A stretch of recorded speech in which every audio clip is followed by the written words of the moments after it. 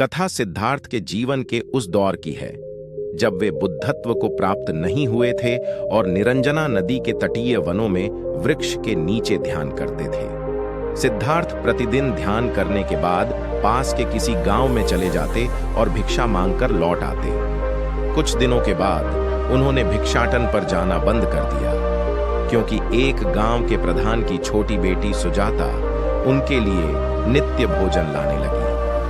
सिद्धार्थ को वह बड़े स्नेह से भोजन कराती थी।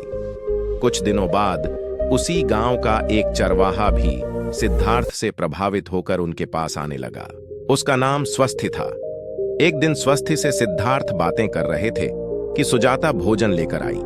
जैसे ही सिद्धार्थ ने भोजन करना शुरू किया, उन्होंने बातचीत बंद कर दी। जितनी देर तक वे भोजन करते रहे, बिल्कुल चुप रहे और वहां सन्नाटा छाया रहा।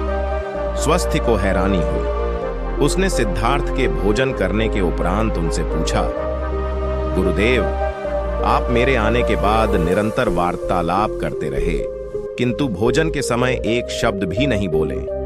इसका क्या कारण है?